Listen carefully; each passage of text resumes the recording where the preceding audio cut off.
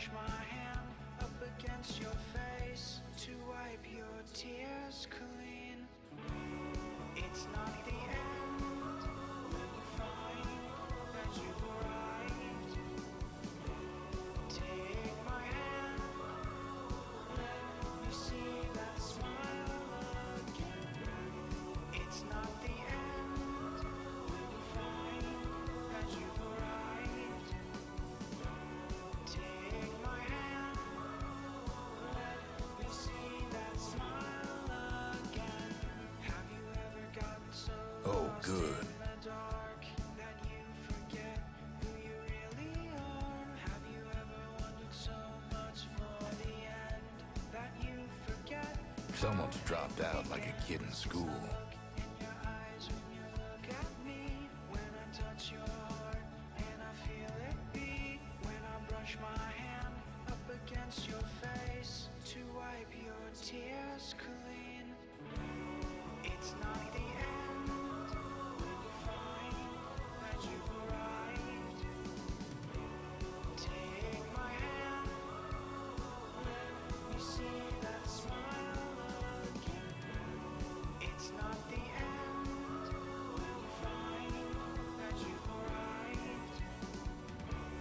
Take my hand, let me see that smile again.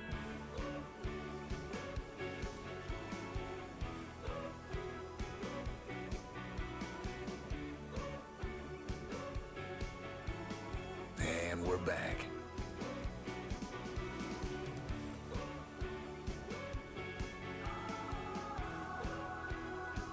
Dyer's ban.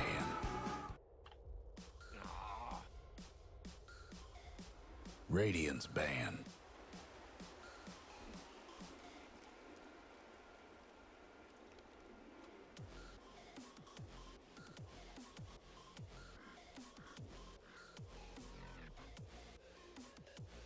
Ten seconds to go. 5 seconds. Reserve time.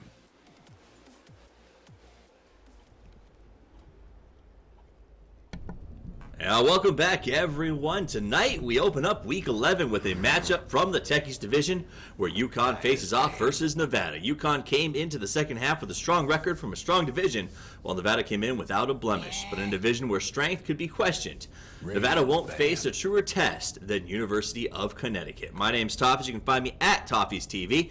I'll be joined by my color man. You'll hear about him in just a second. You can find him at The Wonder Cow. But first, a big shout out to our sponsors, Twitch TV, for sponsoring the GSL and featuring our matches weekly. We're proud to be affiliated with the largest gaming stream provider in the world. And of course, an even bigger shout out to Asus, Republic of Gamers. They're our presenting sponsor of the CSL. They make some of the world's best gaming PCs, laptops, and monitors.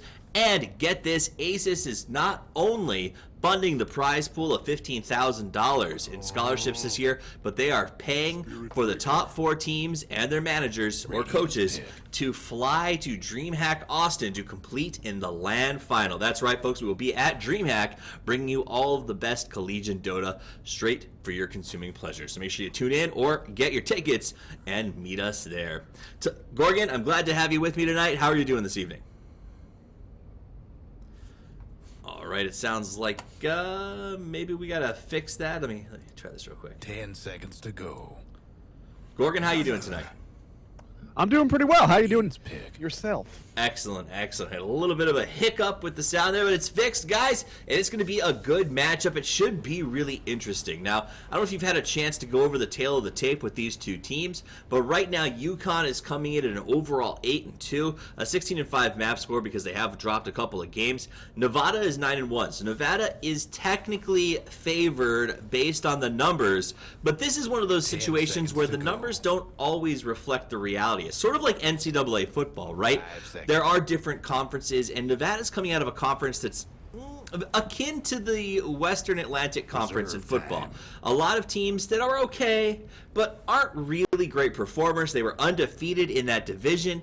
Then they came to this. This is one of the top divisions that we've got available. UConn came from a much harder division that included schools like Illinois, Maryland, Rutgers, teams that have put up a fight on many good teams. So that said, the record is worse, but they went up against some Titans in their previous, and both teams have lost 0-2 against USC in this division. So this is a fight for second place, basically.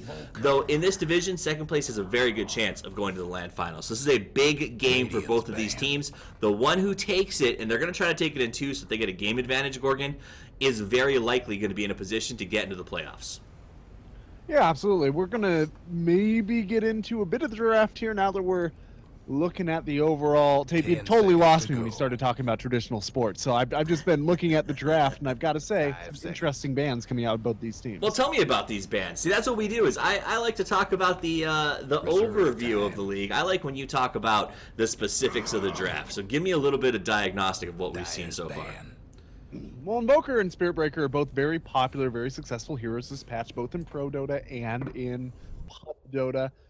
Abaddon, we've been seeing a lot in the Americas in Pro Dota. He is one of the more successful heroes in Pub Dota this patch.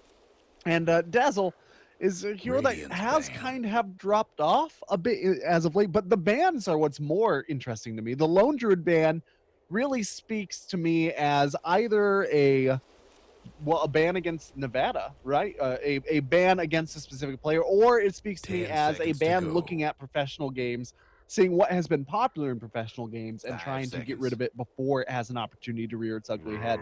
But the Alchemist ban is kind of out of left field.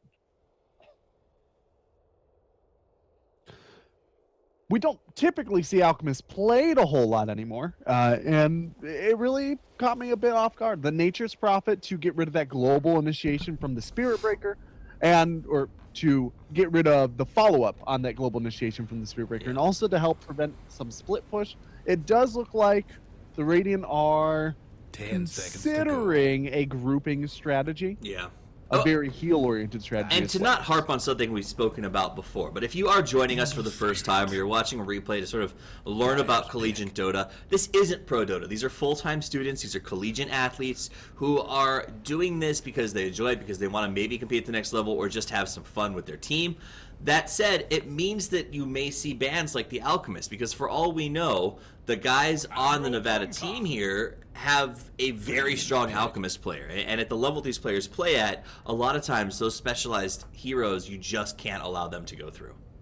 Yeah, especially if you happen to know that your opponents have been drilling through the league with an Alchemist, for example. Yes. Or an Earth Spirit, possibly. And like I said, right. UConn is coming in a little bit blind here. They haven't had a chance to watch Nevada play a lot of heavy hitter teams.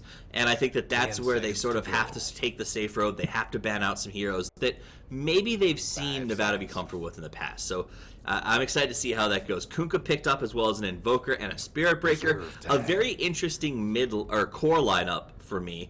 I don't see a ton of late game. Yeah, Invoker goes okay into the late game, but compared to like the Ember Spirit already, I feel like UConn's already at a bit of a disadvantage should it go past 30 minutes.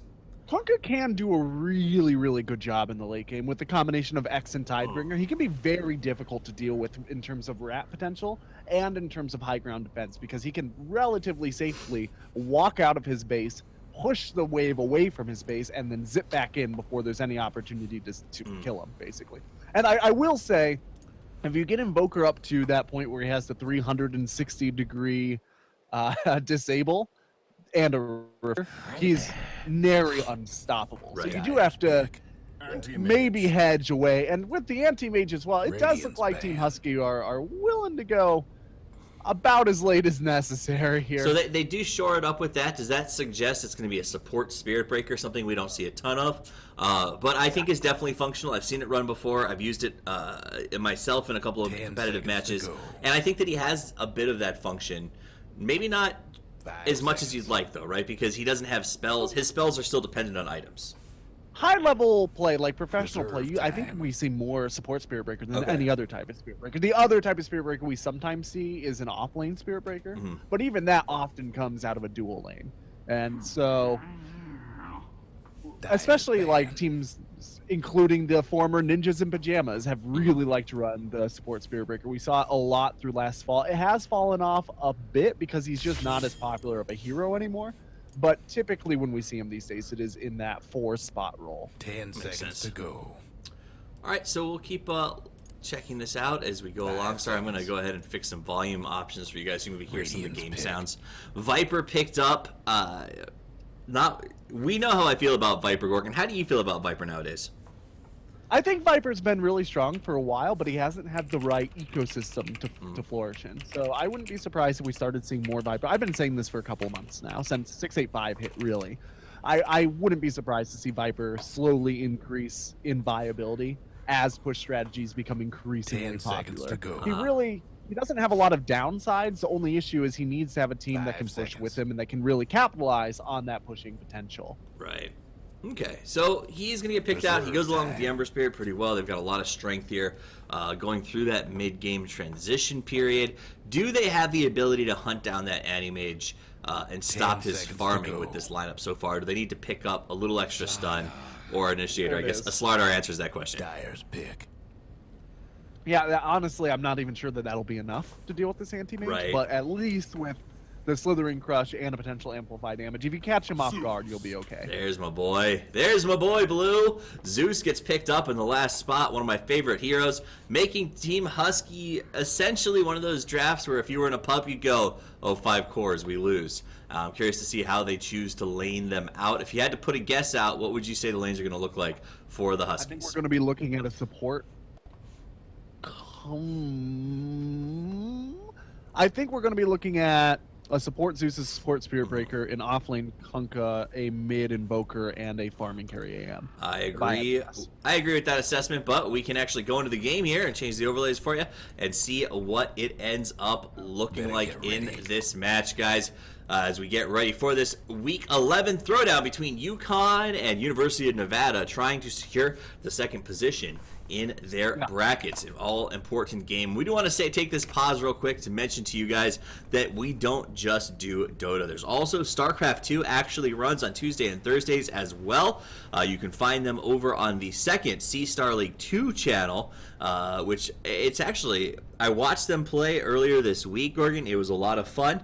They have a really, really unique format. So if you are a StarCraft fan, the way that they run the format is a 1v1 followed by a 1v1 from a second teammate, then a 2v2, then a bit of a wild card, something called Archon, and then a tiebreaker if it's needed. So a very cool format, a lot of fun to watch. You can also tune into CSGO here as well on Wednesdays, and League of Legends is on Mondays and Fridays. So lots to tune in, lots to watch, lots of fun, guys. And if you miss any of those games, you can check them out on YouTube. So since we are sitting here, it does look like those All lanes right, are going to pan carry out the on. way that we said. The Okay. Zeus boots implies that he'll be rotating and roaming quite a bit. The Invoker does have a mid lane ward, and the Kunkka has a ward, which implies he's going to the off lane. Let's do some quick introductions for these teams never mind. I was going to say, as the game gets paused, as we do these quick introductions. University of Connecticut having a bit of trouble getting someone connected, but the lineup for these boys are going to be just a boy playing the Anti-Mage. Not Bellicoso is going to be on the Kunkka. We're going to have at VVVVV or at WWV, depending What's on with all the how you screaming? want to decide it's meant to be said.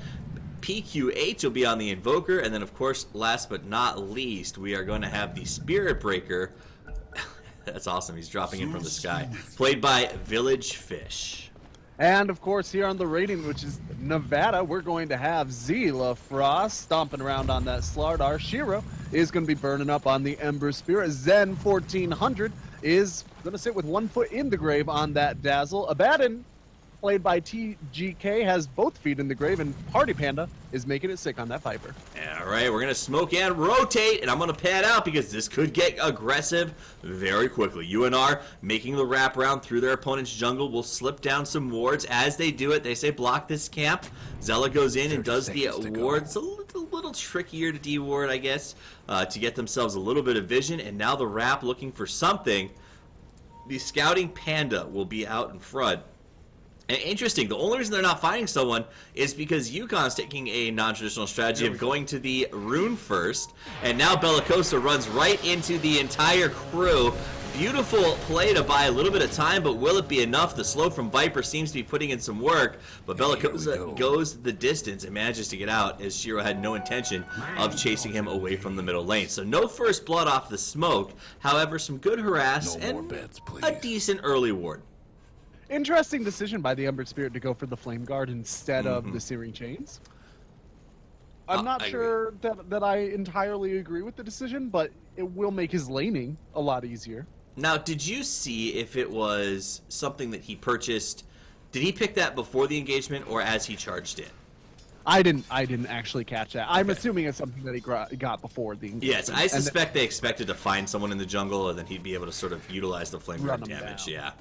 So unfortunate the way it went down, and that's, I guess, a lesson in why you don't pick a skill before it's absolutely needed. Shiro, Zen, and TGK in the bottom lane against VVW and Village Fish. Running a 2-1-2, the Huskies. Going a little bit old school here. Zila Frost going to go solo lane against an Anti-Mage and Bellicoso, and he's going to start taking damage early on as Kuka will show himself. Good double stun, though, and he returns more damage than he actually took. Over in the mid position, it's going to be the Panda going up against PQH, and this is a really tough lane for the Invoker. Yeah, Alacrity is strong, but Viper's ability to orb walk is really a great answer for this Invoker right now.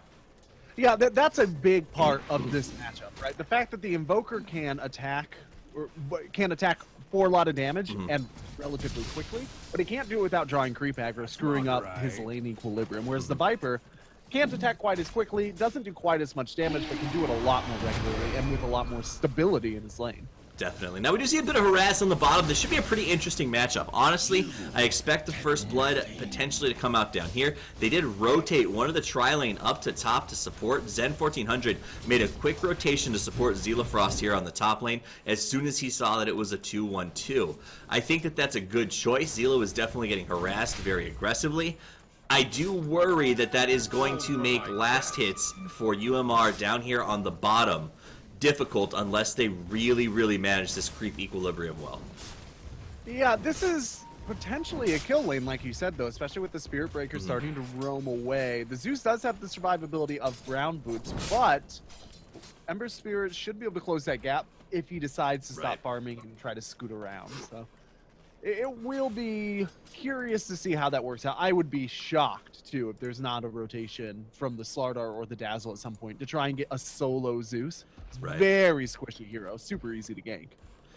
Village Fish did go to see if he was if Viper was stacking and prepping a camp for himself for later, and sees no extra stacks and is going to rotate back down towards the bottom lane with no gank available. Last hits right now, Viper is winning at 15-10. Invoker having a pretty tough start.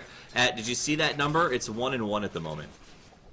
Yeah, what a lane. What a lane is a great way to say it. And keep in mind, guys, these are some of the best competitors in this bracket. So what we're really seeing is a good quality showdown between two teams that are competing to get to the playoffs to earn their spot at DreamHack. So this is not messing around. This is not a scrim like we covered on Tuesday.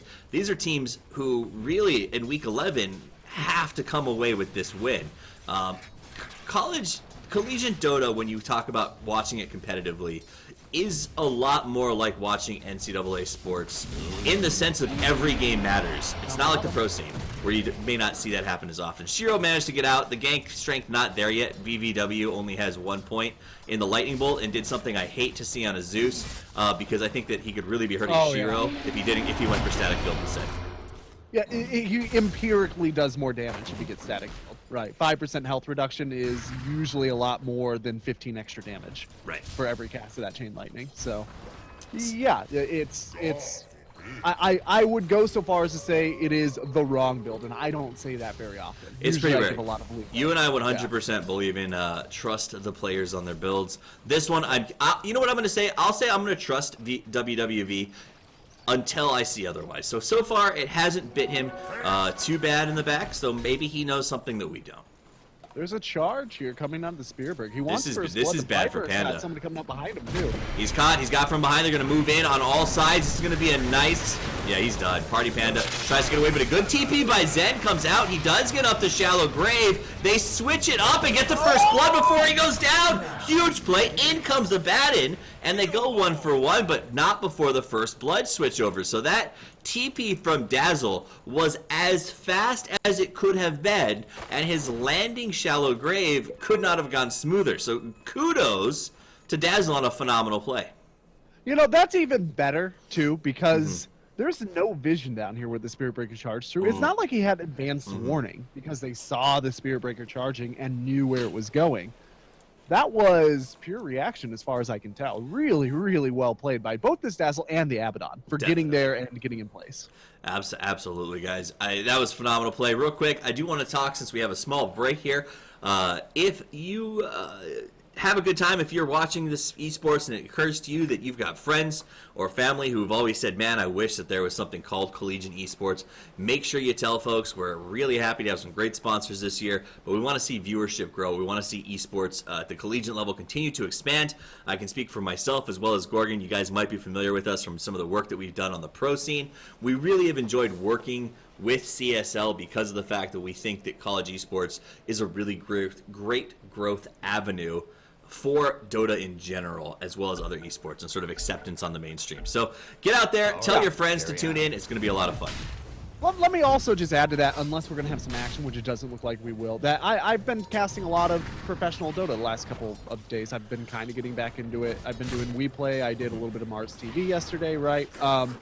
You see stuff in collegiate Dota that is exciting in a way that you will never see at the professional level because there are differences in skill, and that allows for potential play errors. It allows for potential miscommunications that create a really exciting game. And it's not all about watching the absolute best players in the world play, but it's also about seeing the way that teams creatively communicate and problem solve on the fly. And I think that's really interesting personally. 100%. You don't get it anywhere else. I 100% agree with you there. I'd say I talk a lot about esports and how it reflects traditional sports in a lot of ways. And this is just like you'd see in an NCAA football, right? You'll never see a triple reverse or something like that happen in the pros, but you get to see those sort of fun strats, things that are outside the box here a lot, and I think that that's a really, really fun side of college Dota. Goldie, by the way, at 750 for the Radiant, XP at about 700. So nobody in firm control of this match except for the Viper, who has still made this lane,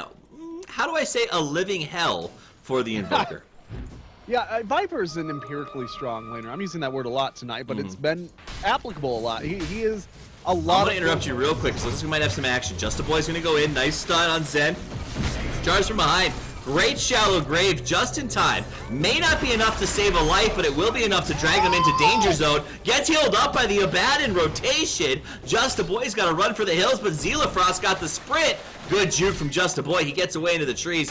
Zila realizes that he's gotten away and says, well, I'll take a Spirit Breaker for my trouble. And again, fancy rotations result in people living and Nevada getting kills. Yeah, this is just top-notch play. This is exactly what I was just talking about, right? The communication levels make a big difference at this level of play. It may be the world's biggest little city, but these are definitely the CSL's biggest little plays. Isn't that Reno? This is the University of Nevada, Reno. Oh, Nevada, Reno. Okay, there you go. I didn't realize. Yep. No, I think everybody associates Nevada with Las Vegas, but it's a much bigger state than that. And these plays have reflected just how big Reno can get as they do a really great job in this match so far. Though, don't count out the Huskies.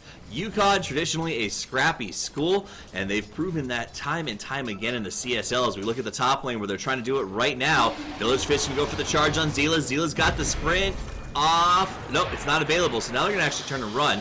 Big TP again by Zen 1400. And they're going to have to use that torrent for zoning. And this just continuously happens. Every time they want to go on someone, the Dazzle is there. Yeah, that was also really good decision-making by Zayla. He went in to force out the potential engagement. They waited for Not Bellicoso to start that really small hand-waving animation for the torrent and immediately backed up. All right. He was... Panda is taking some damage. They're putting everything they got. They know they have to get a pick off here, and they will, but Panda makes sure that it goes 1 for 1. He did die right before he managed to get the counter kill, so that's a little hurtful to him.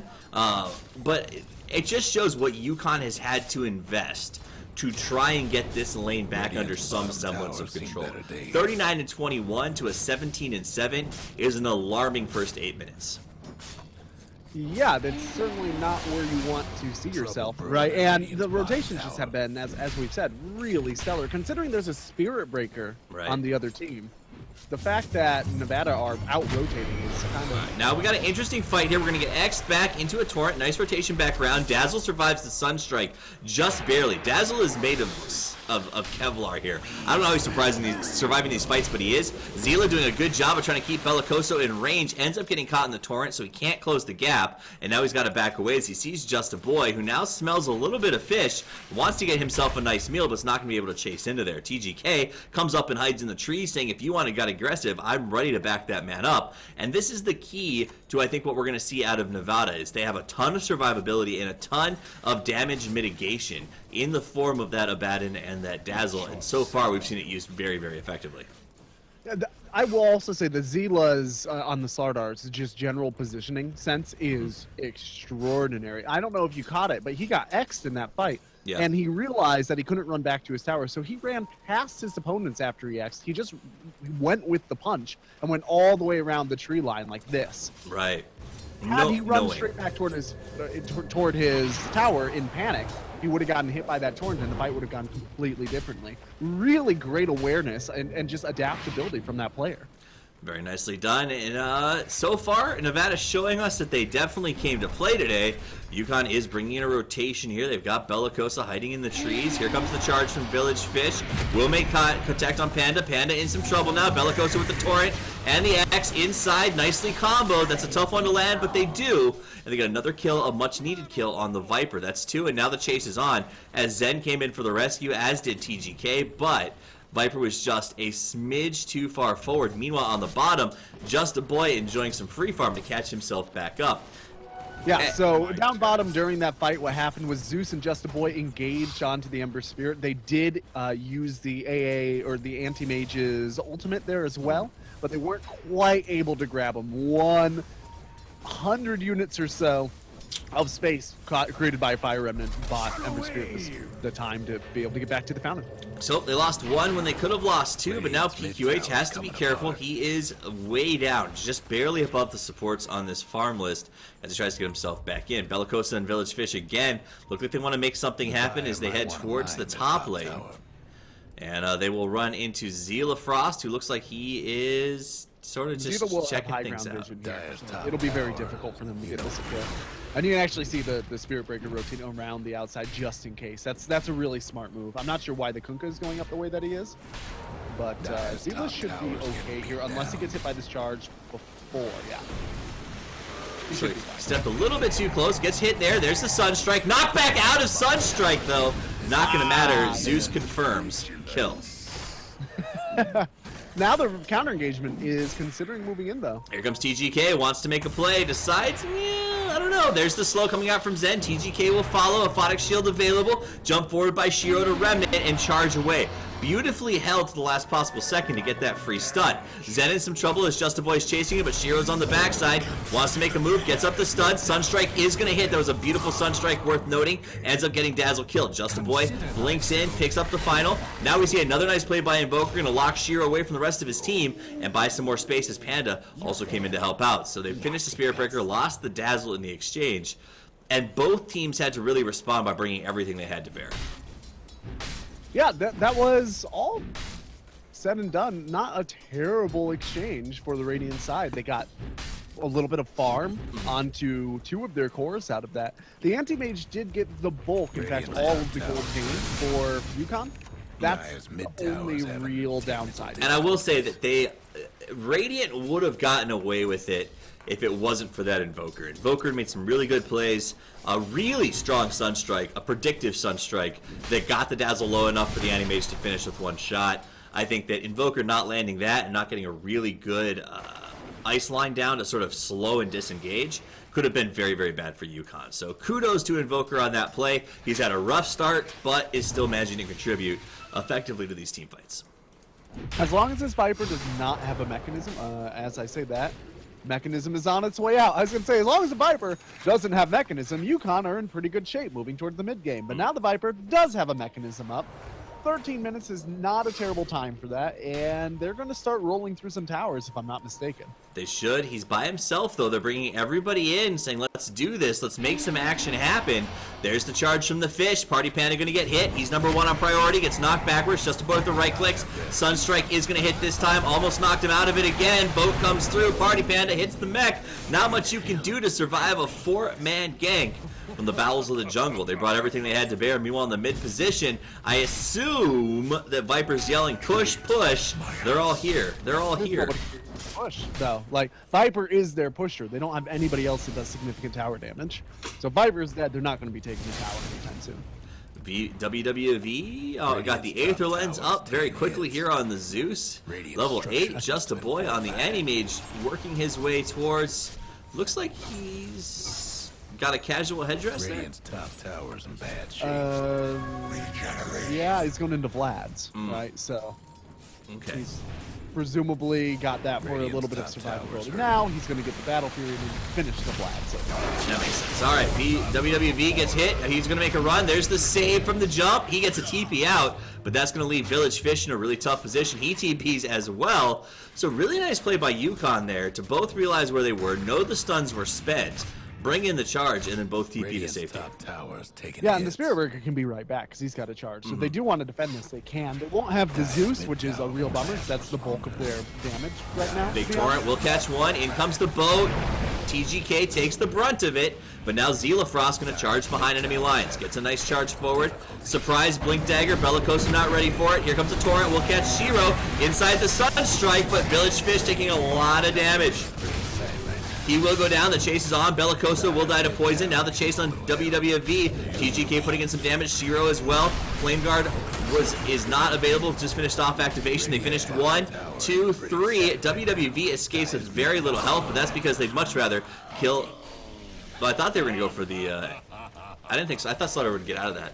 Sorry. Yeah, he was about to get out of that, but they committed the Manifold for it. Ah, there you go. So Party Panda now in a little bit of trouble, gets a good shallow grave, turns back to finish the tower, and will go for the escape. But Just a Boy wants to finish the job, doesn't have an ultimate. Charge is coming in. Just a Boy left behind. The stun is there. The greed is real, and so is the death of a hero.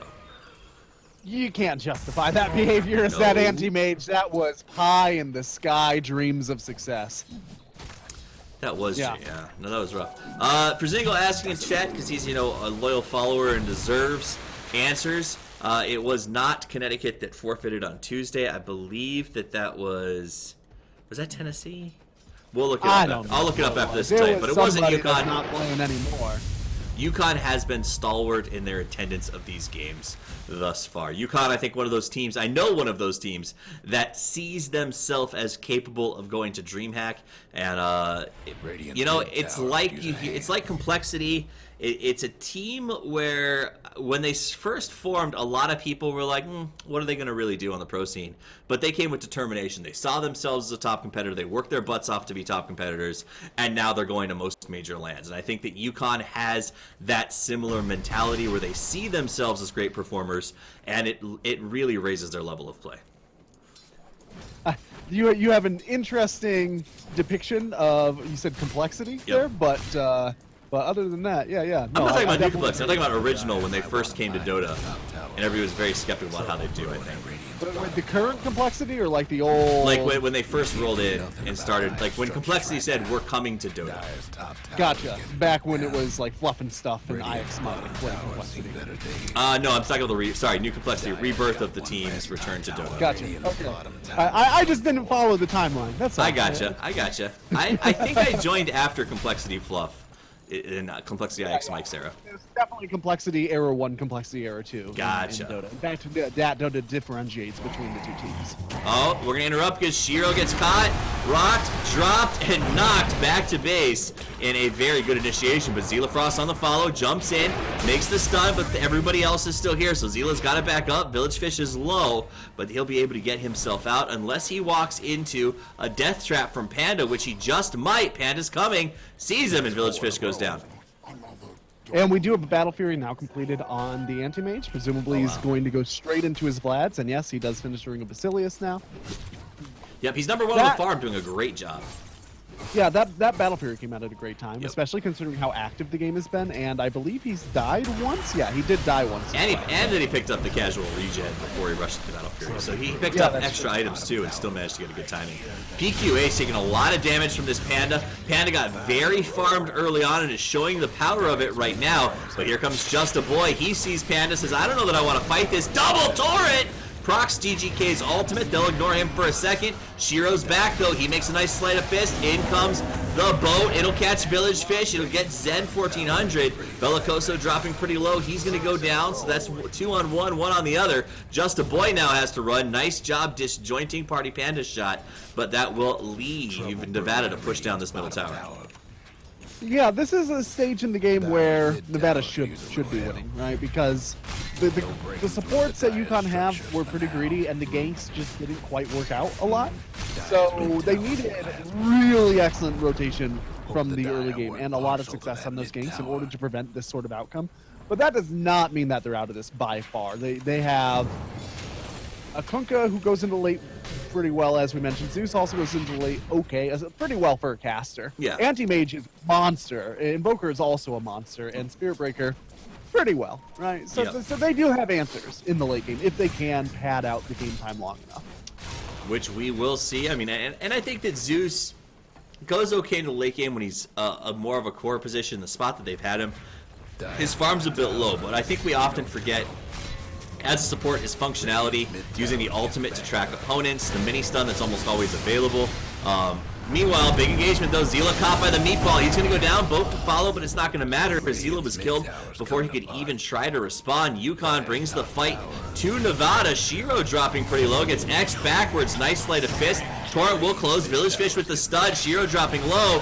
That was a missed shallow grave. I think he put it on the wrong hero. And Party Panda didn't need it at the moment. That ended up costing Shiro his life. But Spirit Breaker gave his in return. A pretty good trade I'm sure they'll be very happy with. But it's not over yet, as now they continue to move forward. TP out by Party Panda. Bellicoso wants to try to get the X up on Zen. He's trying to close the gap. He almost has vision. PQH is doing everything in his power to keep range and decides it just can't happen. And I think go back off here. He could have X Zalafroster, who was in range. I think he had mana. He definitely had it off cooldown. But it seemed that they didn't want to take that kill. They wanted to try and go for the Viper instead. That's my theory. So ends up not paying, or not the Viper, excuse me, the Dazzle. The Dazzle. I don't know why. Dazzle has been a definite pain or thorn in the side for this team, so I can understand the animosity there. UConn at 2,000 gold lead, XP about 2,500. That Viper was at the top a second ago, but he is now switching back and forth with the anti-mages, both farm aggressively. Just a Boy will get caught out by Zilafrost, comes in. Oh, this is really bad for Just a Boy. Chain stunned, locked down, and killed, trying to cheekily farm his opponent's jungle. This game has been sort of strange because the farming patterns, really neither of the team has farmed a ton for this stage in the game, but we haven't seen a massive amount of engagement either. We are going to see Go towards engagement mid. here. Party Panda gets hit with the stun. PQH with the Sun Strike. Meatball combo. Party Panda gets rocked. That's actually a really good combo laid out there. Meanwhile, they're pinging out, saying let's fight this. Zen gets caught inside of the water. Bellicoso on the return. Yule Scepter to buy a little bit of space and prevent that TP. Down goes Zen. X marks the spot of his death as UConn backs off. I'm entirely unsure what that X was intended to Literally, be. tomorrow, I think he was like, this is where I will bury you. This is where you die, friend. It was very Pirates of the Caribbean. But, Top tower. yeah, like I was saying, the farm is sort of there for both teams. Yeah. Neither team has terrible GPM, but usually in a game of Dota, there's somebody at this stage in the game, Radiant's somebody top towers somewhere are that hurt. is close to breaking 500 GPM, if not over. Guess what's Right? happening Somebody to has that got top enough space to tower. make that happen. And neither team is really that close to that. Yeah, with Party anybody. Panda's at 466, but Anti-Mage is at 466 as well. Towers So get literally, their two carries are farming dead even. And that's with the fact that Anti-Mage has that Battle Fury up. So I think some props are deserved for Party Panda, who's managed to really parlay a good early game into a strong mid game. The problem he runs into Massive now... in his lane. Yeah, but the problem he runs into now is Just a Boy is comfortably in his jungle, he's protected by his team, and he's got farm time. Yeah, the problem here is he caught up based on that really excellent laning stage where Right. the Invoker had like 2 last hits at 5 minutes or whatever it was. Right. But Anti-Mage isn't supposed to have a high GPM until after he gets the Battle Fury, and he's had the Battle Fury for about 5 minutes now. But he's been engaging in fights for the most part. He hasn't really gotten to True. utilize it. We're going to see this GPM start to skyrocket here pretty soon. Especially- and Vipers isn't going to... Honestly, with the addition of the new creep camp over here, I think that Battle Fury farming Anti-Mage is even stronger than he used to be. The ability to sort of clear all of those, including the new camp, in a minute is astronomically powerful. And stack the Ancients while you're there.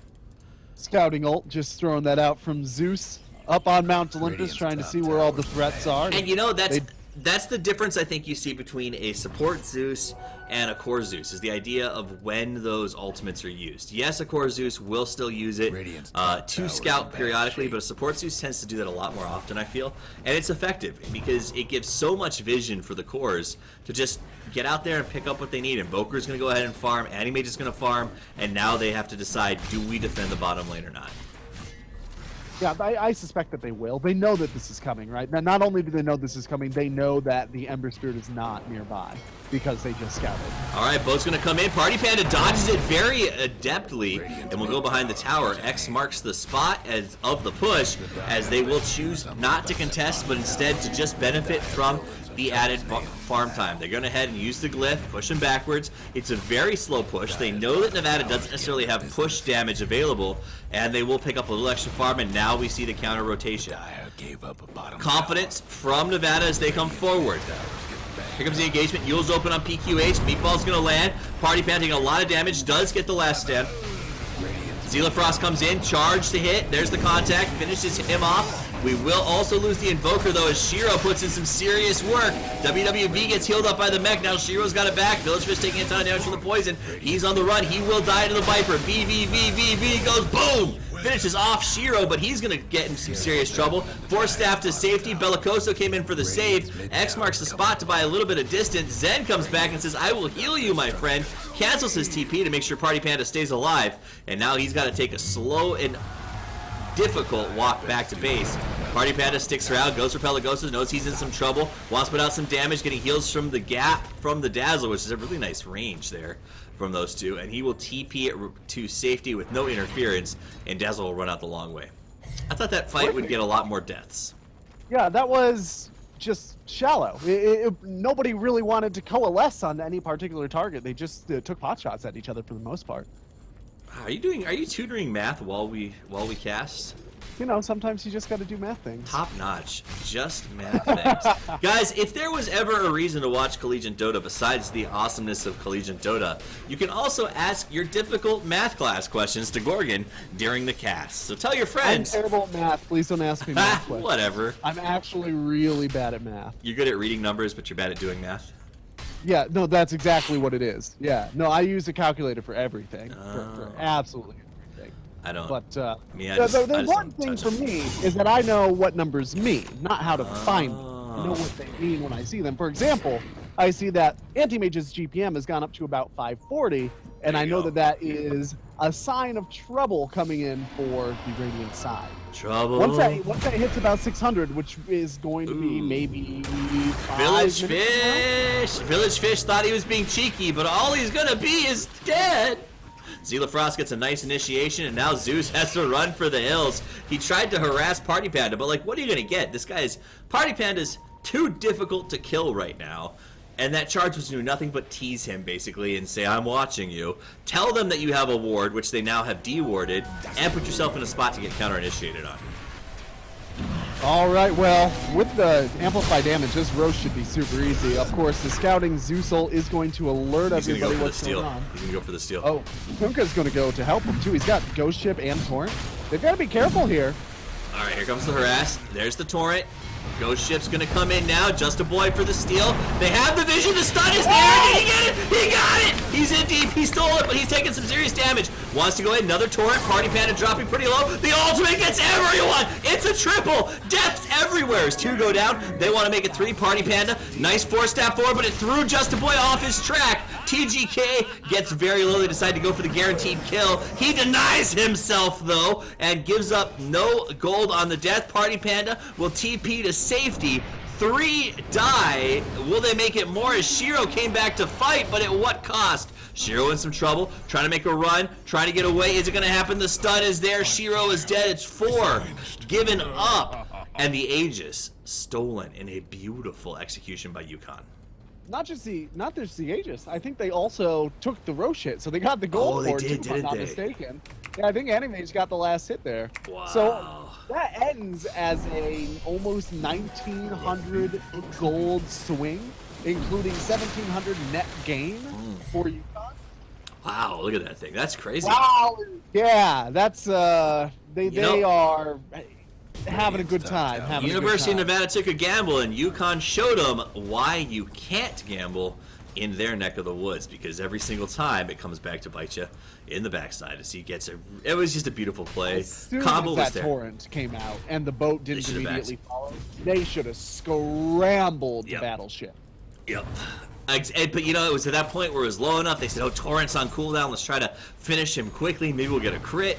I don't know. It was a tough call. The decision wasn't made fast enough, and they paid the price. Gold lead up to 10,000. XP at 10 as well. Yukon on a fast track after a slow start to take this game by the horns. Yeah, once again, they have the late game to make this happen. That does not necessarily mean that they can't lose late. Obviously, Ember Spirit goes late very well. The amplified damage will make things much easier, alongside Radiant's the top negative tower armor is from the taking weed hits. and the buff as well from that weed.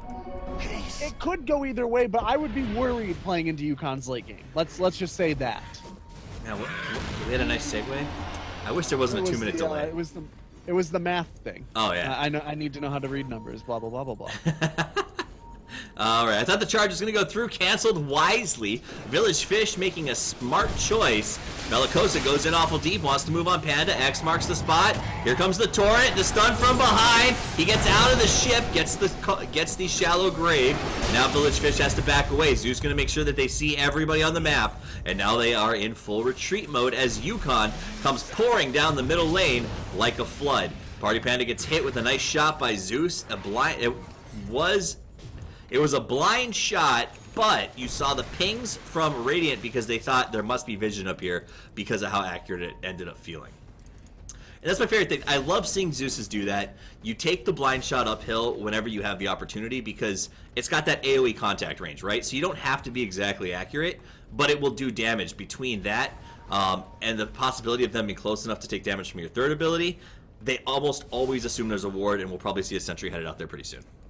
Yeah, but the other thing is that you don't have to walk up the high ground and put yourself Yep. in danger before you actually can see what's up there. Now, there is a bit of a cast animation on that lightning bolt, so if you're desperately chasing someone, you often don't have the time Yep. to throw that out. But with the force staff build that this guy has, he should be Radiant's pretty bottom readily tower available ain't a to pretty hit it, sight, force right? staff up the hill, continue the Four chase. staff build is cute. I mean, we're going to see Just a Boy again tries to farm his opponent's jungle. They try to make him pay the iron price as he's now on the run. Blink up in 1 second, uses it and jumps away to TP. Will he get away? Oh, he does. Zealot basically blinked a little too far, overshot. In a nice play by the Anti-Mage to know exactly where he had his best shot at getting away and doing so. Though I will say he's tried to farm his opponent's jungle twice now, and neither time it's worked out very well. I really am very worried about Nevada because they've been forced to up a lot recently, which means not only are they getting a lot less gold than they would otherwise get, Right. but their experience is starting to bunch up, and that's showing. They're down almost 1,400 experience at this stage, which is not experience gains exponentially, or level amounts of experience go up fairly exponentially, right? So that's not as much as it would be, say, 7 minutes Radiant's ago, top but tower it's is still in bad enough that shape. you start to worry about the fact that level 3 ults are The Radiant lost the really top tower. almost out on everybody that matters for Yukon, and they're not out for Tis mine. the important heroes on the Radiant side. All right, now we're going to see Just a Boy will run into TGK. TGK will take a ton of damage from him. Ultimate will be popped here, I assume. No, he gets away without using it. Lucky him. No. Nice play there, Ancient. So So the Ancients go ahead and do pop the ultimate. That'll be on cooldown for TGK. He's probably not very happy about that, but he did escape the potential gank. Item update, that is a Manta style and a Skull Basher on top of Just a Boy. The Ags is done on the Invoker as well as the Yules, and the Force Staff, we see a Ags now finished up on Zeus after the last engagement. Guardian Greaves have been finished by the support Kunkka. This is a lot of items in a short period of time. Shiro has picked up his Battle Fury, Viper with the Sanjiasha, but when you compare 1-to-1 on recent pickups, it is definitely Yukon's game. Oh, absolutely. And also bear in mind that the Viper has a Sanjiasha, but he's also 13-5. Right. So that's not coming from a place of being able to outfarm. It's coming from a place of having been in the right place for all of those skills. And his team is not necessarily getting the benefit of that goal. Zeus spamming his ultimate like he's trying to, like they used to when they were MMR calibrating back in the day. Just spam it every time it comes up, get a little bit of vision, but get some group damage. And I like that he's using it that way actually in this game, because really Yukon's aggression has been based in a lot of ways around the Zeus ulti. Is every time he ults, Yukon takes a quick assessment of the map, and then they do one of two things. They group up and roll down a lane very quickly, or they immediately spread out into 4 or 5 different positions on the map and gain some farm. This time maybe it backfired though, as Zeus is caught out, and Party Panda's poison will finish him off. He's not worth that much. He's a support Zeus. Yep. He does have an axe. Radiant He is lost one of relatively them built bottom for a support towers. Zeus, but he's still a support Zeus at the end of the day. Wow, 1,400 gold. Maybe I was wrong. What the heck? How much are they behind? Oh wow, they're behind a little bit more than I expected them to be. They're Yes. behind almost 1,500. And I think, actually, now that I think about it, I think Zeus might have been in a core position. I think he was farming down bottom now that we talk about it. Radiant bottom Hey. tower ain't pretty. He just hasn't been able to farm the He's, way I he'd would like. say semi-core. Like, it's not like he got last hits down there, right? He was just kind of soaking the experience. Right.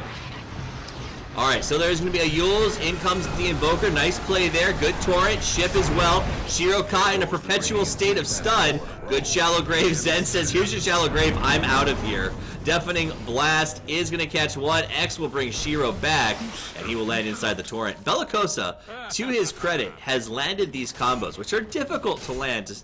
If anybody's ever played Kunkka, you know that. And he's hit almost every single X Torrent ship that he has chosen to cast. Yeah, he I think missed a couple targets on one of his ships, but other than that, he's been all on board for what he's trying to do. I am not entirely sure why Yukon are waiting so long. They're clearly waiting for some item, which is why they continue to use the Zeus ult to spam to make sure that everything is safe. Anti-Mage is down, but he's got 5,000 gold in the bank right now. So Abyssal is I assume that they're waiting for the Abyssal pickup so that they can just either negate the Ember Spirit or the Viper outright, cut him out of the fight, and then it should be GG for them. If that was it, though, he would be able to go get the Abyssal with the Courier right now. He's got the gold and presumably buyback as well. Yeah, he could get that and still have buyback. Well, we'll see. We'll see. I'm not sure what the decision is there. Maybe he's going to do Trabs instead. That's actually not a bad idea. He would have to sell his treads to do that, and I mean, he wouldn't have any plans on doing it, so he has to do that when he's alive. Actually, I like that. I like that because Nevada's only way that they've combated Yukon thus far in this game has been to catch them out in a group, right? So if Invoker, I think if Anti-Mage does Boots of Travel, he goes Abyss. Okay. Why? I don't know why he didn't get it with the Courier. That was, I mean, it's not the end of the world. It's just kind of silly. All right, combo comes in. X marks the spot. Charge from Village Fish. They want to move on the party, man. Zila comes in, pops his brand new BKB, says surprise, but the damage is there. In comes the boat. Run out goes Zila. Party Panda takes a stun. He's locked up. Good wall from the Invoker to buy a little bit of space. The charge still on Party Panda. They're investing a lot of resources in killing this very tanky hero. He gets knocked to the high ground. That may be his escape. Nope, X marks the spot. Party Panda gets pulled back. A huge Shallow Grave. Just a Boy is very deep. Goes down to the heel of Dazzle. Party Panda finally dies, but now Yukon in some serious trouble. Like, they are exposed. They're out in front. And now they want to chase Zen. Zen's going to be on the run. TGK stayed a little too long. Zen is going to give himself a Shallow Grave TP to get away. We will lose TGK. The stun is there. We lose the Dazzle. That is 3 down. And, we'll see it. Yukon now, it looks like push. I would say they'll probably push here for a I'm high not ground. sure that they can sustain a push off of that because they guy spent has so much in the fight, and there are 3 buybacks, but they will probably try to force buybacks. They do have Kunkka ship as well in case they do get into trouble. That's a pretty good escape mechanism. Towers getting the business. Man, that was Dazzle played that about as well as he could. It just didn't work out. And now we got a bad situation for Shiro. He's going to use his Sleight of Fist. Does get up a nice stun with the help of Zelafrost, and they get him out of there. But the racks are down, so they did have enough to go high ground. Did those racks just drop? They didn't just drop, did they? I think they I just think they dropped. fell over the course of that fight, maybe. Oh, They were okay. only up on that high ground for like 12 seconds just now. There's no way they just dropped the racks. I know. It has been a long day. Gold lead is it? Wow, look at the goal. I mean, this is 20,000 Yeah. at UConn. When I say that they're not going to be able to go and sustain a push, I don't mean indefinitely. I just mean like for the next 30 seconds. They should be in really good shape to go do whatever the hell they want, to be honest. They're probably going to take Aegis very soon. Yep. And then, or Aegis, excuse me. People have been pronouncing, or correcting me on my pronunciation of that frequently. I still think it's Aegis. Yeah, I'm trying to work on it. It's my my good old Red Net stock coming out once again. I disagree. I think it's Aegis. I think that's the correct pronunciation. It's definitely not. Well, you guys may live in the continental U.S. and say things differently, but in my world, it's an Aegis. Gold lead, 20,000 XP 20 as well. New item checkup. Kuka's got that blade mail just to make everybody angry. Zeus with the soul booster as he starts to move towards his next pickup. Abyssal blade, we talked about that already. BKB on the Spirit Breaker now with a 10-second charge, so that'll be newly revealed in the next fight. Ember Spirit does have the Crystallis up and a Butterfly on the Viper. Also, something I think we didn't talk about, it just came out not too long ago, but I think had a pretty good effect when it did, is the Solar Crest on the Dazzle. Finally able to get up that item he's been working on for a minute. And that last fight, Dazzle kept it sustained much longer than I thought it would go. Nevada had a couple of turnaround kills. They lived through a couple of attacks that I did not think they stood a chance of. And a lot of that is because Dazzle's play has been very on target. His been timing really has good been this phenomenal. Yeah, no, I don't think that there's any point in the time in this game where I looked at that Dazzle and said, well, something went wrong and it's that guy's fault. But there are a lot of points in this game where things went just slightly better than awful because that Dazzle was really on point. Definitely. Definitely a strong Dazzle. I would not be surprised to see that Dazzle banned out if they don't pick him up in the first 2 rounds. He would be a great 4th ban for me. You know, here's the issue with that, though. The issue is that Dazzle player is on point and doing a very good job, but it's not making a difference, right? UConn are That's fair. still winning by a lot. Like, they are just ravaging the farm on this map. They're only up 5 kills, Right. but because they are farming so much better, they are 20,000 net worth in the lead. So, do you really ban something that your opponents play well, but they don't utilize well? I maybe do, because I think the only reason I would do is say yes is UConn was losing this game. No, I wouldn't say heartily, but they definitely weren't in control for a while. And I think that 1 or 2 bad team decisions from Nevada put UConn in the position they're in. And I think that had those decisions not happened, that Dazzle would have Nevada still in front right now. That said, big engagement here on the top lane. TGK gets knocked backwards. Zelafrost pops that BKB, goes in. Good force staff to get PQH out. Now he comes back in, taking a lot of damage. Party Panda is very, very strong, but he gets a double mini stun. Zelafrost puts up a triple. Well done. Trying to buy some space. Gets healed up by the Abaddon. Party Panda going head-to-head, 1-for-1, spreading the poison around. Gets 1 kill. Gets 2 kills. Tried to make it 3, but beautiful blade mail to make it a 3-for-2, and we should see a high ground push come out of that. Abaddon buys back, and that will slow them down a little bit. And meanwhile, on the bottom, Animage takes a tower and a Rex. Yeah, when you're losing that fight and their carry isn't even present, Yeah. that's what you start thinking about calling the GG. It's just you're too far behind. If you're fighting 5-on-4 and one of those 4 is not even the carry, trouble times are ahead for you. Trouble times. Yeah, well, trouble times have been around for a while. 25,000 gold, 25,000 XP. UConn in a overwhelming control of this match. The anti-mage is at almost 10,000 gold over his nearest competitors. He's still farming very, very quickly and still has a lot of space to buy. The Ember Spirit has picked up the Daedalus. Octarine now picked up on the Zeus, which I think is a good get for him. I'm curious if it would not have been more effective to see him pick up a refresher in this particular game, because it seems like he has not been as effective in these sort of fist fights that break out, if that makes sense. So I'm curious to see how this Octarine plays out for him. It does make that Lightning Bolt cooldown insanely obnoxious. Yeah, I think for him this game, if he could have known that he would be able to afford a refresher, that probably would have been the right call, because Radiant's bottom rags is getting it's hammered. just right now all they want to do is tap the high ground, and one of the ways that you can tap high ground is force people back really quickly, and a double Zeus ult will do that for sure. Exactly. But I think he started building towards it before he realized how just much control his team is going to have Right. trying to get this high ground.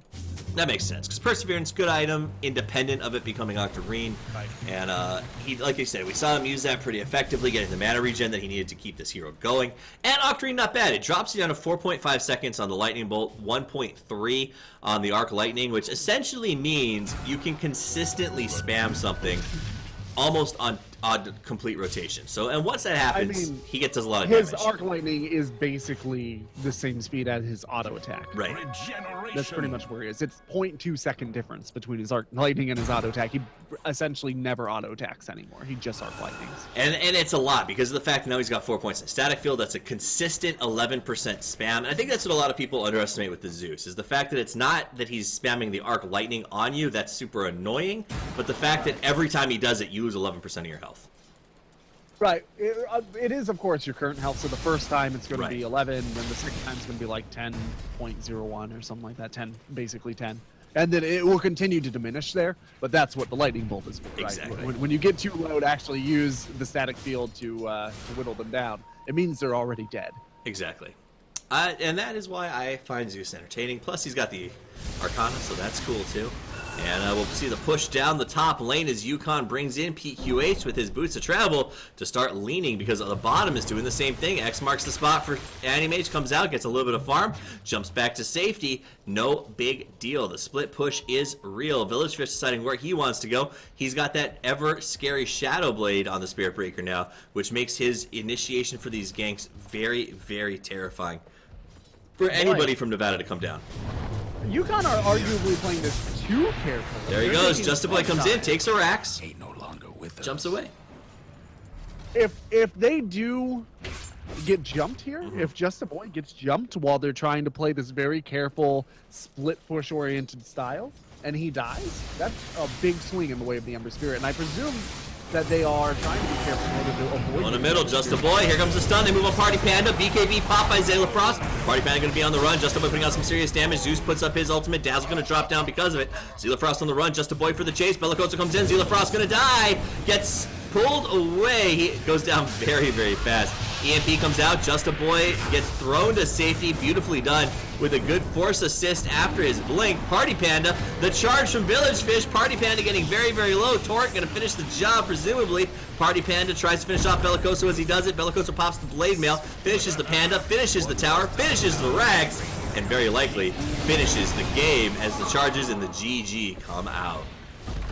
So, Yukon with a resounding comeback that, you know, Nevada wasn't that far ahead in terms of the graph, but they felt like they had control of the map and momentum. Yukon got a really good fight off the back of that Roche Pit Aegis steal, was sort of the nail in the coffin that just put Nevada in a downward spiral they could not come back from. 32,000 gold lead to finish the game, Yukon, as they wrap it up and take us to game 2 in this showdown of the Titans, the fight for a position to potentially move to the playoff brackets to get to DreamHack. My name's Toffees. You can find me at Toffees TV. I'm joined by Gorgon the Wonder Cow, my color man, doing a great job tonight and bringing the statistics and just understanding builds. Thank you for being here, Gorgon. I really appreciate it. You can find him at the Wonder Cow, and of course, if you want to follow all of the action happening in collegiate CSL, you can follow us at C Star League over on Twitter as well. Stick around. We got at least one more game, possibly two. Nevada has a chance to take it to the next level if they want to. But before we do that, we got to go back to the main screen. And as always, Toffee's out.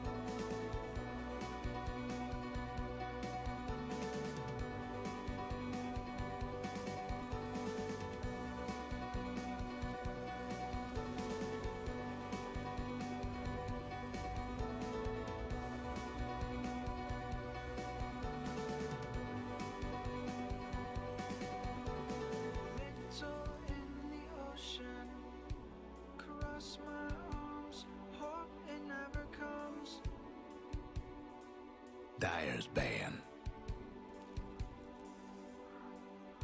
Stranded in nowhere.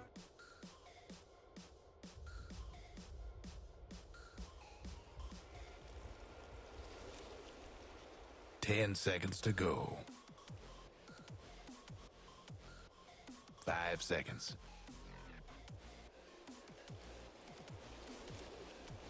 Reserve time.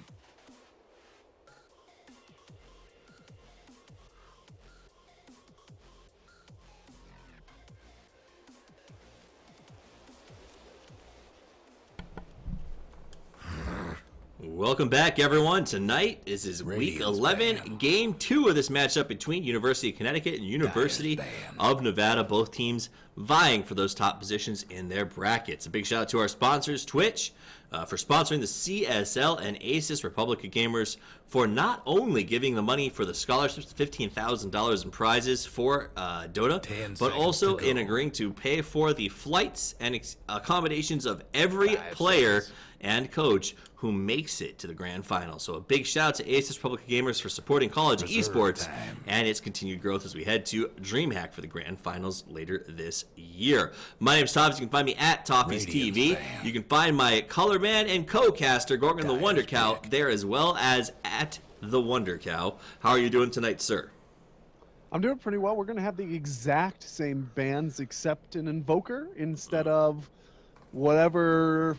Alchemist was last time. No, Alchemist is again. I don't know. Alchemist is on Team Husky. They did the exact same bands. Husky did. Gotcha. I assume that means they're planning on doing a very similar strategy. Why fix what ain't broke, right? PQH had a very strong Invoker last time around, 10 so it looks like seconds a to go. bit of a respect ban out of Nevada. Not interested in seeing PQH 5 take seconds. that. Even though he lost mid, Yeah. very strong. So I think he was a good Invoker that utilized his pick. skills insanely well outside of the fact that he could not win the lane. And Viper's a tough fight for an Invoker. So I think that... I'm going up against that Invoker player, and that's the way my team worked into it. What that tells me is not that we need to ban the Invoker, but that we need to shut him down even harder in the Dyer's mid, because he got really fairly well decimated in terms of last hits for a long time. If they had just rotated and killed him a couple times as well, he probably would have been a non-factor. He just wouldn't have had the levels that an Invoker needs in order to make it happen.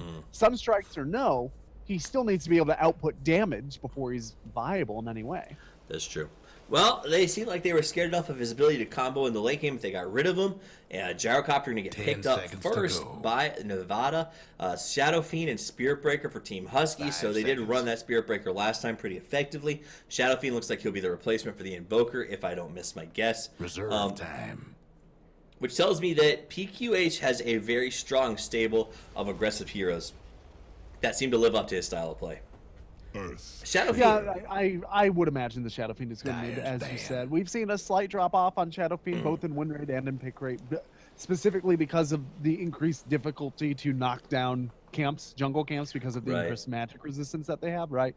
You're not able to get those soul counts up quite as fast with the Shadow Raises. 10 seconds to And go. it just, especially at really high levels of play, that kills the hero, because efficiency is seconds. king when you're talking about professional level Dota. But as we say all the time, collegiate level Reserve Dota is time. not professional level Dota, and we saw with that Invoker last time that efficiency is not necessarily the name of the game. Exactly, and Shadow Fiend definitely going to be able to, no matter what happens, even if PQH gets outlaned like he did last time, he'll still be able to pick up last hits on Shadow Fiend more effectively than the Invoker, who was boxed out completely. So should be a pretty interesting pickup. Still has flexibility. Doesn't guarantee he's a mid, so Nevada has to sort of Radiant's consider ban. where could the Shadow Fiend go? What else could they pick up here? Earthshaker, a great grab with the Gyrocopter. Those heroes pair very well together. The ability to sort of lock them ban. into the call down, put them in a group, make Gyrocopter very effective in his Rocket Barrage. I like the combo. I assume that they'll lane together. And I think that Team Husky right now has to stop and think, what do we get rid of to keep this lane from getting out of control? Because 10 Gyrocopter, seconds to Earthshaker, go. all they need is one more setup stun like a Lion, and that lane's almost impossible to deal with. 5 seconds. But you just, at that point in time, it's have the Spirit Breaker rotate around instead of hanging out in that Reserve lane. time. Force the supports to rotate away from the lane and then try to go in on the Gyrocopter once he's left alone. It's not ideal, but it is. There are strategies for handling that kind and it's basically force your opponent's head elsewhere. There's strategies for everything. There's strategies you prefer not to have to use. Right. Yeah. And Gyrocopter Earthshaker is one of those days where you go, oh, I'm going to have to use one of those strategies.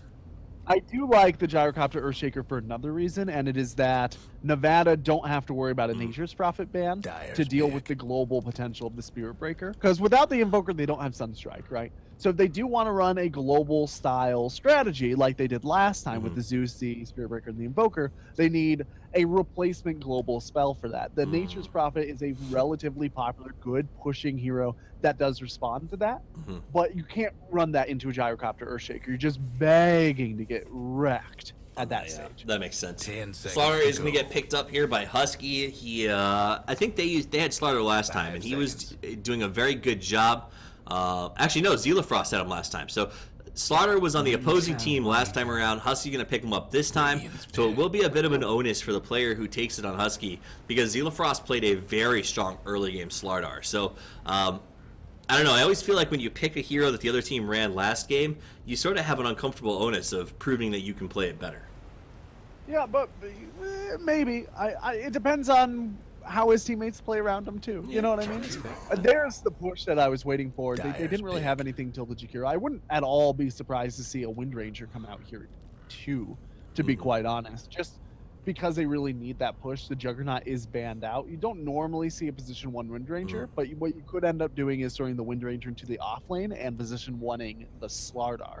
Once again, not the most common of things in the current meta, but about 2 years ago, that would have been the way that those heroes line Well, you up. could also pick up Relatively you could frequently. also pick up your 10 Wind seconds to Ranger go. for mid, Shadow Fiend into farm, and offlane your Slardar. So they do have plenty of options 5 here in terms of seconds. what they want to do. Wyvern, interesting pickup. I feel what's his pick time. like bed in the pro scene lately? Not great, Toffees. That's what I thought. Not great. What did they change? Because I feel like we saw him pick or banned incredibly high amounts before the change, and now he's just gone. The change was that your heroes Interactor cannot service. hurt their heroes that are affected by Radiant's Winter's ban. Curse. And that's annoying. No damage whatsoever to any hero impacted by Winter's Curse. They can only do damage to each other. Right, so it's a great setup move, but the amount of coordination that Right. requires is boggling. If It does makes sense. group up heroes really well, right? It forces heroes to kind of stand in a circle, and you can wait for that Echo Slam. But if you screw up just a little 10 bit on your seconds to timing, you go. just wasted an Echo Slam, you just wasted a call down, or worse yet, you 5 blinked in seconds. getting prepared to Echo Slam, waiting for the Winter's Curse to time out, and as Reserve soon as that time. Winter's Curse was over, your Earthshaker got stunned before he could Echo Slam and died. Right. So there's a lot of potential complications with that interaction now. So Wind Ranger gets picked up, but not on the team 10 that we seconds thought. to So we're go. going to see Nevada pick her up as well. She will presumably, 5 I think, seconds. go to the mid position up against the Shadow Fiend. And now we wait for Husky's pick. last pick, which I assume will be their hard carry. Queen. Why Nope. do you assume that? I think it's going to be a mid. Okay, I thought they put Dire's pick. Shadow Fiend mid against the Wind Ranger. Oh, you mean Husky? Sorry. I thought you were talking about Nevada. No, Husky. Yeah, no. This is an off lane Queen of Pain, I assume, So and a. Well, no. I think it'll be a mid Queen of Pain. Farming. Shadow Fiend. Well, give me a second to run through this in my mind. Okay, so the Queen of Pain, you're gonna need the levels on her. Yeah, it's Well- an off-lane Slardar. 10 It's a seconds to go. farming Queen of Pain. It's a mid Shadow Fiend. I'm I going to go think. mid Queen of Pain, farming Shadow 5 Fiend. So we'll see seconds. who's right there. Either of those is realistic. The reason that I say what I say is because Shadow Fiend goes into Wind Ranger a little bit better. Yeah, that sounds dirty. Zeus, Zeus gonna get picked up again. I love seeing Zeus. He's like one of my favorite heroes. I know people say he's boring, but I find him highly entertaining. So I don't think that he's boring. I don't think that he's particularly entertaining. He's just a very middle of the road hero for me. now Topies. this Zeus doesn't have the Better Arcana, get so ready. shame on him as this game gets underway. We'll pull up the last hits and do some quick introductions for you. For the Dire side, This is going to be University of Nevada, Reno. We're going to have Zila, Frost running fast down the offlane as the Wind Ranger. We're going to have Zen 1400 sitting peacefully on the Winter Wyvern. We're going to have TGK smashing the totem on the Earthshaker. Party Panda hoping to play with pure electricity on the Zeus. And last but not least, our Gyrocopter will be played by none other than Mr. Shiro himself. And here for UConn on the Radiant side, we are going to have Zion GX crushing it on that starter. PQH is going to be raising hell on the Shadow Fiend. Just the Boy 30 is seconds screaming to on the Queen of Pain. showtime. Bellicoso is hot and cold on the Chikiro, and Village Fish is running around on that Spirit Breaker. Those are your lineups. Those are your lineups as the game gets underway. Last hit tonight, like I said, up for your viewing pleasure, as it looks like we're going to have a showdown on the top rune. I don't know how to do that. It's the OK Corral Showdown song, but that's what I feel like's happening right here. The Wyatts going head-to-head with the boys as they show down. Here comes the charge on Party Panda.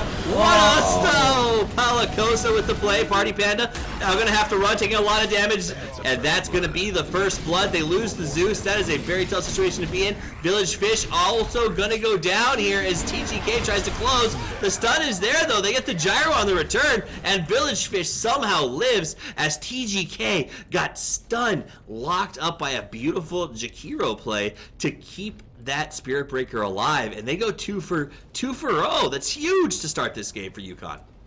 Yeah, did they also get the runes? Let's see. Zeus and Queen of Pain. Okay, at least the Zeus got one. At least so it's Zeus. not bad. Yeah, and then he died though. So Getting a first blood or even a first blood engagement actually correlates very weakly to win rate advantage. So let's not.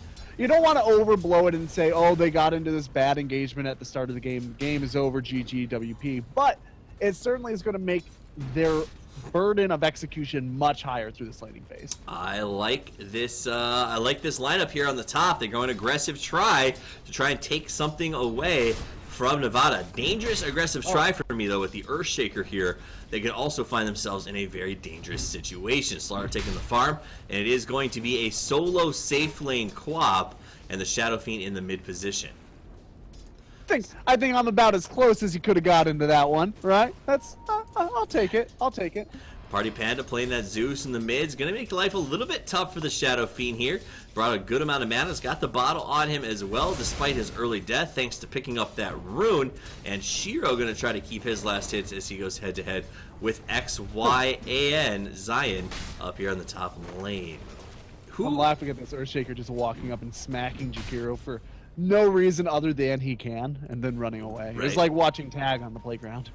That's what you see, a little pop, and then everybody goes back to the way. Party Panda tries to get the rune, but Bellicosa gets there first. Nicely done, secures the rune for PQH, and he says, you know, you take it, go back to your lane comfortably. I don't have a bottle yet, so it's all good.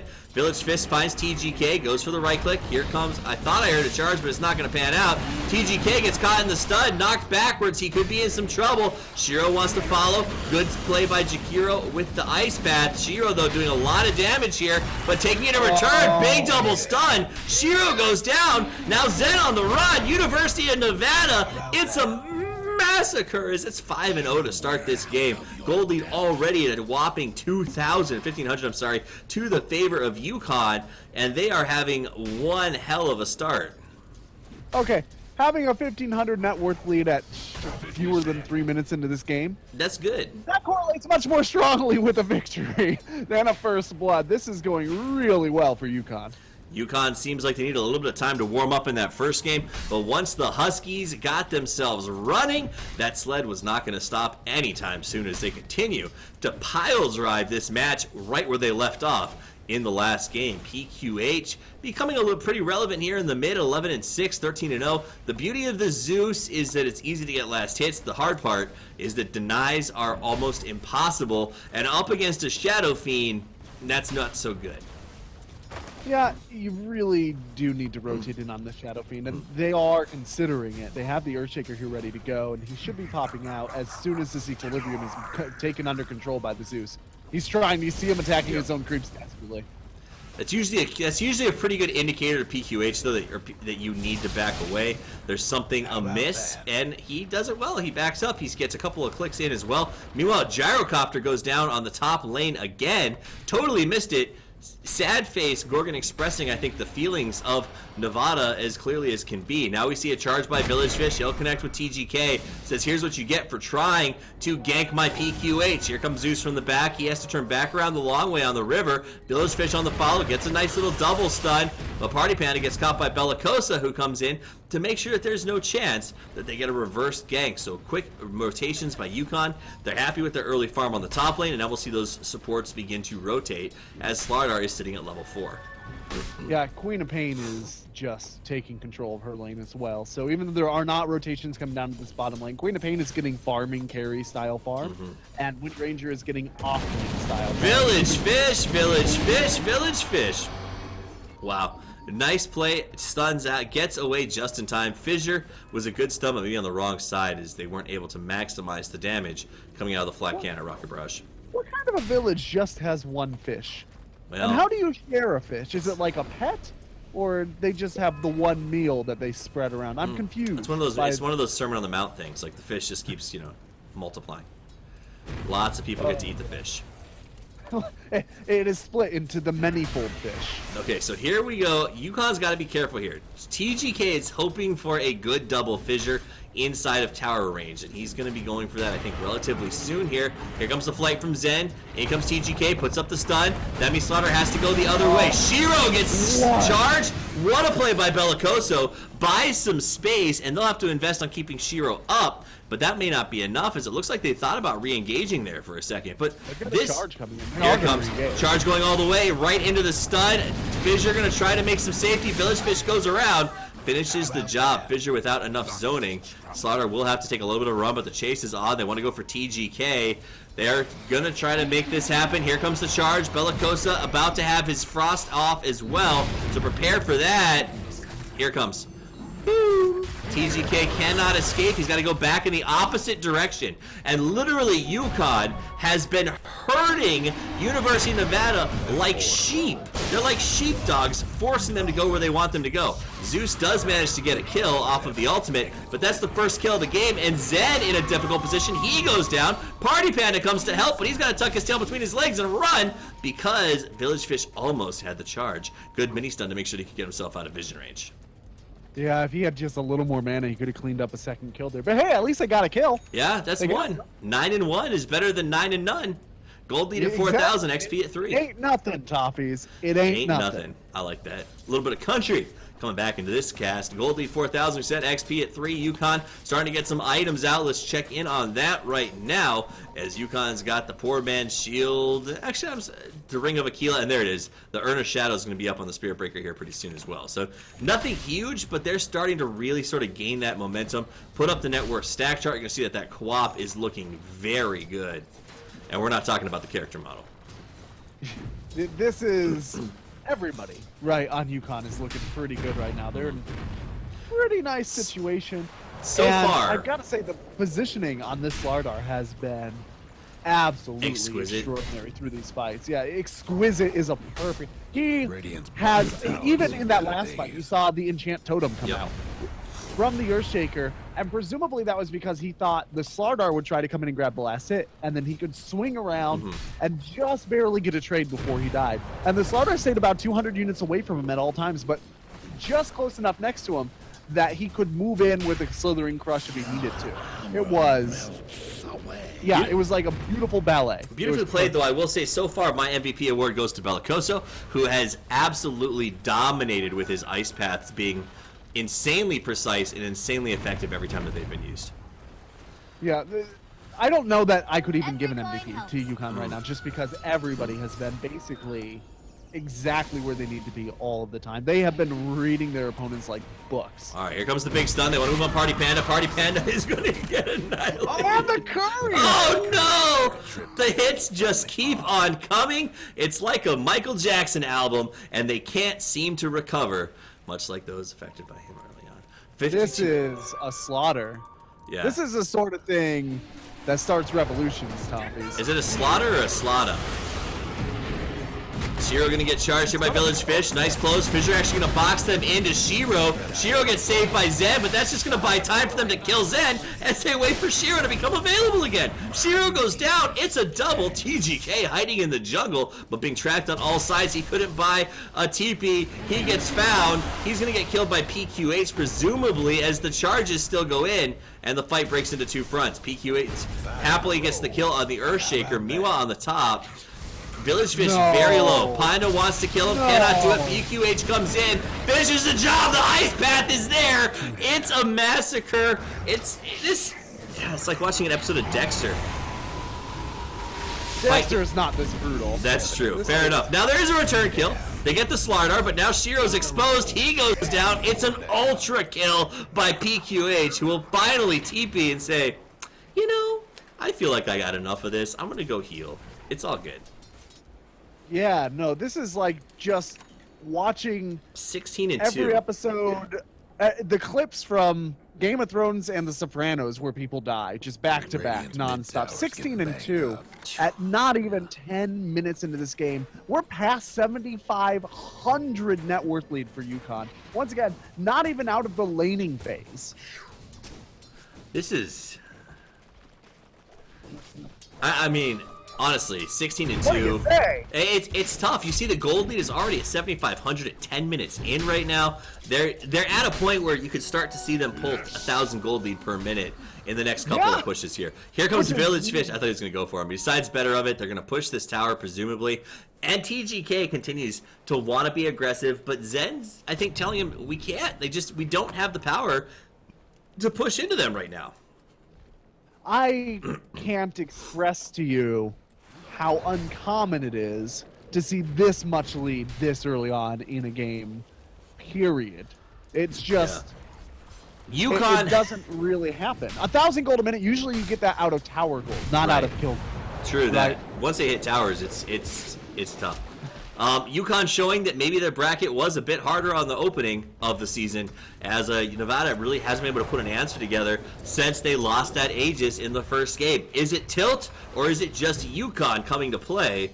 I don't know. We're going to have to keep an eye on this team as the weeks continue to march forward in this tournament.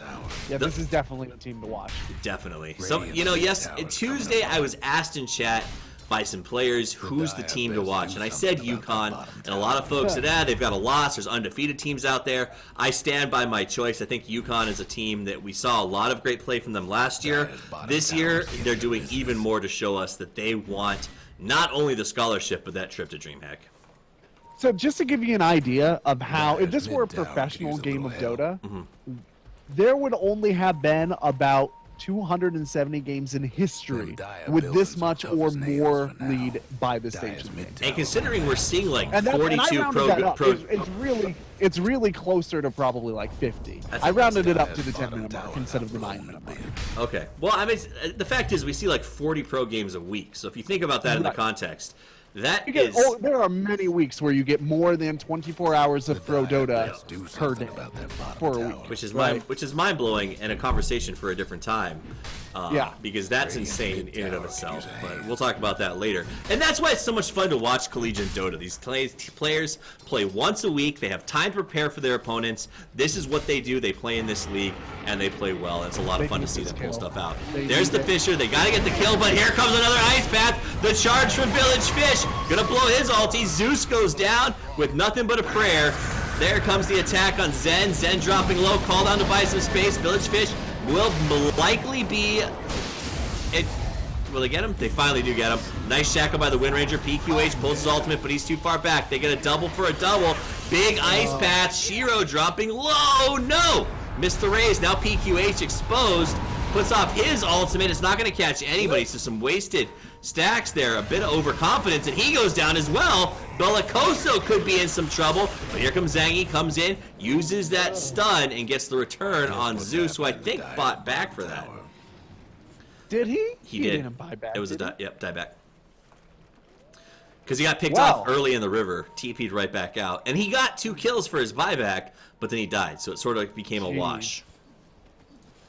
Well, here's what I'll say. Based on that dieback and the gold that they got out of it, they did not lose ground out of that fight. No. They sit steady at negative 10,000 net worth at 13 minutes. So Dyer's if he mid hadn't tower bought back keeps and a made little those heavy. trades, it probably would have been more than 1,000 gold a minute at this point.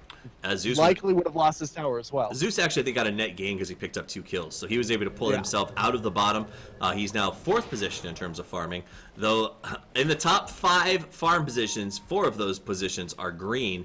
And the one red is dangerously close to getting knocked out by a support. So we're going to keep an eye on I'm not that. great at math, but I am great at color by numbers, and that is not what I would want to see if I were coloring by these numbers. I am calling you out, Zingle. Gold lead 10,000, XP 6. Zingle caught that. He's in chat. He was the one who said I was crazy for saying UConn was a team to watch. Yeah, well, he's getting a peek at his Dyer might competition wanna now. mine This that is top tower. not. Here's the thing: it's really hard to judge Nevada's strength Right. based on this game because of how just shoved into the pantry they're being. Yeah. It was a strong open, and they really, really have executed on it well. UConn a bit throwy in that last engagement. I guess I shouldn't use the word throwy, but they did take some questionable positioning that I think cost them a little more than they wanted to give It up. wasn't necessarily throwy, but there was a lot of desperation to it. Yeah, it felt, and overconfidence to a large extent Dyer's on the mid initiation. tower's having Yeah. technical So, difficulties. and you know, I guess you could do that when you're up by 10,000 gold at 15 minutes, Can't but do without that nothing about overconfidence, they would have been up by structures 12,000 gold at 15 minutes. Dyer's mid So, tower. Party Panda comes in, big engagement here in Slaughter. That distinction is so small. Sardo Bellicose, should be able to learn from this. Oh no, that's nice a long shackle. Very Big nice. shackle. That was a really tough angle. That was literally max angle shackle, by the way.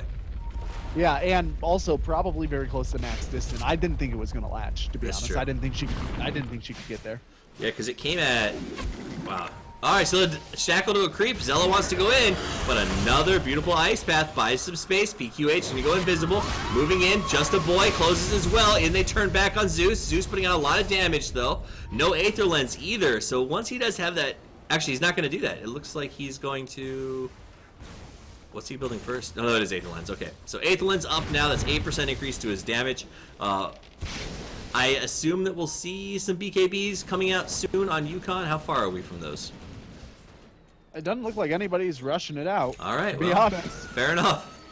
Dyer's They bottom have tower's pretty getting high the health business. heroes. Jakiro has pretty good strength gain. He's got 2.3 strength gain for an intelligence hero. That's Village not bad. Fish, this is the confident, very deep, goes in, gets stunned immediately. Party Panda will go down. The fish are actually effectively boxing them out of the tower, but now Village Fish taking a ton of damage. Ice Path going to come through, slow everyone down, but Village Fish will very likely die here. Another good shackle by Zelafrost. Zelafrost really playing very well right now. Slardar deep by himself in the backlines, gets a triple stun, a double ice path, just a boy, blinks in for some work. He will go down, but Shiro may exchange his life for the kill of the Quap, and he will. 4 for the price of 2, and that will be the top tower. I really want to be Dyer's able to mid say, tower's having look at technical UConn's strategy difficulties. here. They have no ability to roll Dyer's this got one into the last late top game, tower. into the mid game. They barely pushing. They don't even seem to have any cohesive strategy. They're just killing. And that will fall off as a strategy Yeah. by the 20, 25-minute mark. But the issue is, it works so well up to this point that it's almost an insuperable challenge for their opponents to actually get out and do any farming at this stage. Right, because you don't know where they are. They're happy to take any fight by themselves right now, and it's just a really tough situation to find yourself in. And what do you do there? So put yourself in this scenario, Gorgon. You're down 24-8. Your net worth is 12,000 in the hole. You need to kill someone to get back into this. What are your options? God, honestly, put wards up around your jungle just massively, and anytime somebody comes in your jungle, just run away. TGK gets caught by PQH, the battle of the initials, and PQH wins the fight with relative ease. Yeah, they can't fight right now. They can fight high ground, maybe. Right, and it's a But- big maybe. Right, it's a big maybe, but it's a big maybe that's still better than any alternative they have. So Holy shit. Is he going to I stack would this say and then steal it? probably they have to seed every tower, every outer tier tower. They have to put up as much vision as they can and just wait for high ground defense. It's that and that level of desperation. Oh, what a play! They move on Party Panda, make a great initiation, push forward. So essentially what happened there, Village Fish has to be careful. We're going to stay with this fight for just a second. Village Fish will back away. They should push into the tower. Bellicosa comes forward. The Force Staff does miss the ice path, but the charge is there from Village Fish. Decides not to go super deep as he gets stuck in place for the rescue. Zila Frost now has to be on the run. They're pushing him all back very, very quickly. Quap with the ultimate as they move to the high ground to try and push some kills. They took the mid tower. PQH too deep though. He goes down. Thought he could trade for Shiro, but Shiro will survive. Pretty sad right And That would have that's- been a bad trade anyway. Yeah. That wouldn't have been I a don't good know trade why in he any did that. world. I don't know what he was doing. Especially when he could have came and just cleared that out. Hubris. It was Towers hubris, seen better Toffees. days. That was hubris. That's an 1,100 gold swing. And especially, I don't know, when you give up 1,100, you could have came and just farmed the Ancients. Tough thing. Party Panda comes out. What are you doing, Party Panda? It's just an Ancient stack. It's not worth your life. Just a boy gets pretty low, goes for the TP. Village Fish has to run. And he will have to charge up. He does not get away. So they end up killing the Quap and the Spirit Breaker. So actually, great play by the Zeus to bait them forward.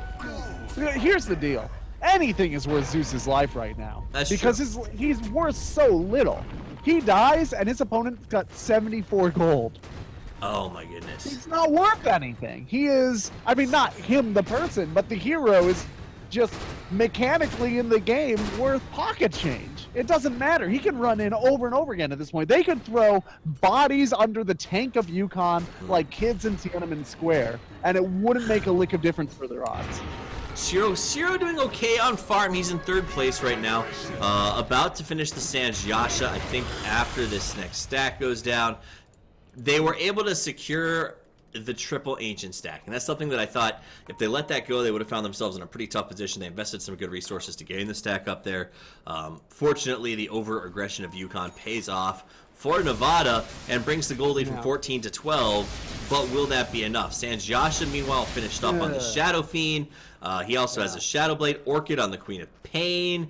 Let's see, what else are we looking at here? Here's exactly what happened here, too, right? You started to see some of the tier 1 items come out for Dire. They started to get Blink Daggers. They had one on Earthshaker, one on Wind Ranger. They got the Yasha and the Helm of the Dominator up on the Gyrocop. But the tier 2 items hadn't quite come out for Yukon there. So they were almost on even footing. Outside of the experience differential, they were basically on even footing for those fights. And it really allowed a false sense of success for Nevada. But the problem is, they had that equal footing because Yukon just hadn't had a time to go to the mall yet. Village and now Fish. has items. Village Fish is filleted and served for dinner as he gets caught out by a smoke gank. But I'll be honest, if Yukon wants someone to get caught out by a smoke gank, it's Village Fish. They're okay with that. The smoke breaks, and it does not cost them a exceptionally high value hero, as the Spirit Breaker is bottom 3 in terms of farm. Jakiro did pick up an Aether Lens. I don't know if I've actually watched that interaction happen yet. Does it make the path longer or the cast point farther? The path longer. And there it is. The massive path catches 2.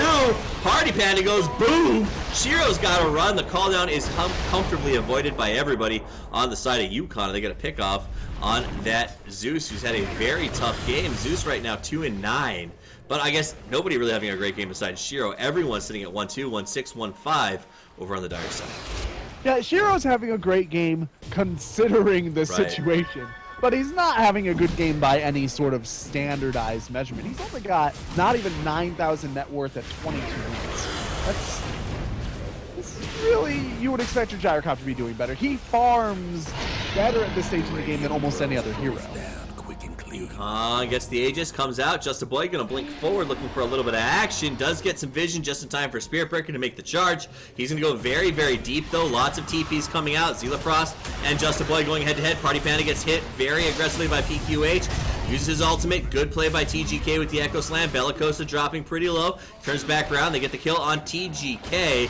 So that's going to be the Spirit Breaker for 3. Now we see Slardar on the run as they try to pick up 2 for the price of 3. But Slardar looks like he's got the distance to get himself out. Re-engagement behind the tower. Just a Boy came in but gave his life. Doesn't matter. Aegis will bring him back up. And he's going to try to blink in. Finishes Zen. Sees Shiro. Shiro's got to be careful. The dagger will slow. And Just a Boy should back off and help push this bottom. Yeah, they have... The burden of action is not on them anymore. I'm not sure. They just seem to be getting a kick out of it at this point. They could knock down the tower, pushed into the high ground. But granted, there's a lot of wave clear, so the high ground might even still be a little more difficult than it seems like it should be. But they can do it if they just decide to group up and force the issue.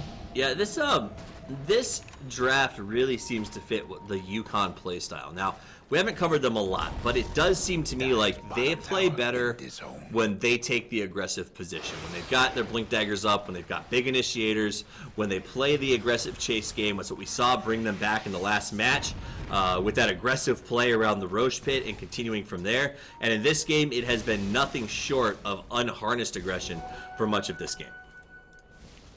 Yeah, unharnessed aggression is the subtitle of this game. If there is a subtitle to this game, we're now at 33-13 at 24 minutes. Mm-hmm. Well, it's one of those points where if you're playing for Nevada, you're getting frustrated because you just can't find time to breathe. Everything that you do seems to be found. An attack is imminent. Immediately they come forward to get a little bit of farm, and Slaughter comes in and just does a stun. He's not even interested in fighting. He just wants to be a dick.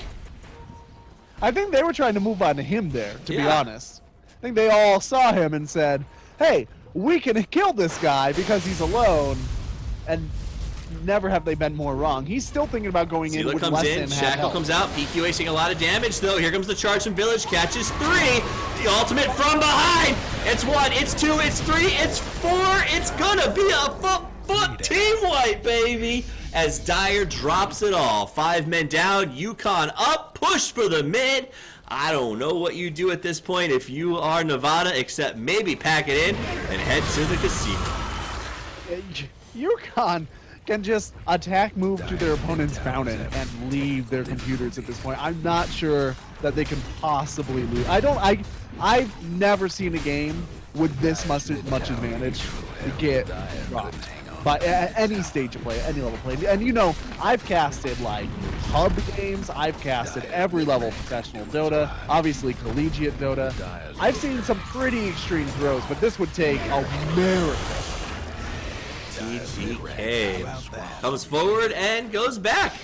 It's not even his fault. There's just nothing he can do. Nope. He had to come forward to try and stop the push. There's no other option. Zealafrost does get a good double shackle, but everyone's here on the backup. Ultimate is going to get pinged. Zealafrost putting out a lot of damage. Bellicosa will go down. PQH tries to turn around. We're going to lose the Slaughter. Party Pan takes it down to Village Fish. He will drop. PQH getting low. He goes down. Nice play by Shiro. And now Shiro has to back away, so they do push off 2.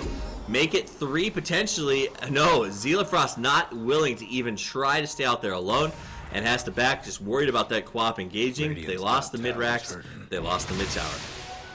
Here's how insane this game is. That was a 3,000 gold exchange of hands in favor of the Dyer. Wow. At 26 minutes, and it doesn't even matter. It's such an arbitrarily small amount of gold because we're looking at such a devastating performance from Yukon. These guys are really impressing the hell out of me. 23,000 gold in the lead, XP of almost 20. Items on Yukon right now. We've got the Ag Scepter finished up by the Quap. The Yule's now on the Jakiro. Looks like a BKB is about to fly out to the Shadow Fiend. Slaughter's got his BKB up and running. And on the opposite side, there's a Glimmer Cape. Okay, so here's how they win this game. Yukon or Nevada? Nevada. Yukon win this game by doing literally everything. But Nevada win this game by starting every fight with a shackle shot that hits both Shadow Fiend and Slaughter, avoiding the ice path long enough in order to get an Echo Slam and a call down onto those 2 heroes before they get their BKBs off, and then hitting one of them with Winter's Curse to essentially make every single fight 4-on-5. Right. That's a very tall order, but that's essentially what they have to do. And it might even take some lucky crits on top of that. It will certainly take a lot of luck on top of that, but if they can skillfully execute that, then they have the building blocks for a potential success. Meanwhile, we're going to see a push forward by Yukon on the top. Want that last tier 2. It will be contested by TGK and the crew. Yukon not taking any risks. They back off immediately. Roche is a couple of minutes out still, so we're not going to see anything there. They don't even need to take that tier 2 is the thing. Like they could just siege tier 4s at this point. They're being cautiously optimistic here, but the amount of caution that they're showing is like beyond discipline. It's almost obsessive compulsive disorder level worry, you know? Like the Dota equivalent of an anxiety disorder. They have the amount of control they're showing right now. Net worth advantage. So the amount of control they're showing right now tells me, and I guess this is postulation, but I think it's true, is that they have a strong captain. They have a strong presence that can keep the team under control. Because I'll tell you what, when you've got a co-op that's out of control, when you've got a Shadow Fiend with obsessive amounts of farm, and a Slaughter with a Blink Dagger, keeping them from taking every fight they see by themselves is impossible. So whoever is playing captain on this team right now, muchos respect to whoever their caller is, because keeping them reined in has to be a full-time job. Yeah, that is really the crux of this game, right? The fact that UConn got this level advantage, they started to steamroll, and they didn't take a series of failed attempts at just manning up in the five, which happens to professional players every single day. It happens in every pub I play, right? These guys are so disciplined in their decision making. I can only think of a handful of engagements that they took ill-informedly. Out of both games. Really. And most of those engagements we've seen go their way because the rest of the team has responded so quickly to support those engagements. So I think that UConn has shown really great leadership as well as really great communication. Speaking of communication, desperation, Nevada pops the smoke, looks for a gank. That's exactly what they have to do. They got to get a pick off. They're going to find the Spirit Breaker. Again, second smoke of the game, second time that they get the least valuable pick, but this time BKB on Village Fish, he's going to turn it back around, gets one stun into an Ice Path. Jakiro, so much damage going out. Wind Ranger, the key to victory, as stated by Gorgon, gets destroyed on the initiation. Buyback is available. Meanwhile, we're going to see a kill on the Zeus, who does not have a buyback. Shiro's going to go down, no buyback. That's 4 dead and a GFNG. You gotta give it to them. They played way longer than anybody could blame them for, like, way past the point that anybody could blame them for quitting. They really were holding out for that one crucial series of mistakes that UConn could make to give the game back their way, which is honestly is good Dota play, being patient and waiting for that. So to Nevada, they got wildly outplayed this game, but they made the best decisions they could in terms of demonstrating a strong grasp of what you need to do to come back from that sort of a loss. Definitely. I don't think, and that is impressive in its own right. I take anything away. I don't think Nevada is not a contender. I think that they showed us in the first game, as well as the stalwart nature of their re-engagements, the ability to sort of stay relevant in this match, that they have the skills. The problem was UConn came to play, and they showed us start to finish that was the case. Kudos to UConn taking this series 2-0 and securing their position in their bracket as a top contender to go to the DreamHack playoffs. Excited to see what these guys have in store for us. Good game, Huskies. You can find me at Toffees TV if you want to follow me and see other projects we're working on. We've got a fun Around the Pit coming for you guys on Sunday, so make sure you tune into that. We're going to have Red Eye and Odie Pixel as 2 of the 3 guests, and we're still working on booking the 3rd, but it's going to be a great discussion about casters and the pro scene, so make sure you join us for that. I'm joined by my color commentator and my man behind the scenes, the genius and the math expert, Gorgon the Wonder Cow. You can find him at the Wonder Cow. Do you have any big articles that are coming out this week? I do, but I have not figured out exactly what they're about. But I have articles due this week, so I should presumably in the next 3 days have interesting looks at probably Mars TV and similar metagame-oriented articles coming out on Unicorn. I might have something coming out on Dota Buff here in the next week or two as well. So I have a lot of stuff in the cooker, but I'm not quite ready to announce topics yet. I'm at that stage. So here's the moral of the story. If you want to learn more about Dota and dig deeper into the scene, and you're the kind of person who likes to look and not listen, prefers to read, go ahead and follow at The Wonder Cow. And if you prefer never to pick up a book and just want to listen to folks talk about the game, follow at Toffees TV, because that's what we love to do. And then don't forget to shoot a follow at Collegiate Star League, guys. A big shout out to Twitch for bringing the esports to you on a weekly basis, as well as a big shout out to Aces Republic of Gamers for giving us the scholarship fund for the winners, as well as flying the top 4 teams out to Austin to compete at DreamHack. Thanks to everyone for watching tonight's broadcast. Only a few weeks of games are remaining before we move to the playoffs, so every match becoming increasingly more important. Come back Tuesday at 7 p.m. Pacific or 9 p.m. Eastern to join us for the next week of the Road to DreamHack. My name's Toffees. We're going to kick over to the lobby. I'll chat with you, and if you like, and play some music. But as always, have a wonderful evening, and Toffees out.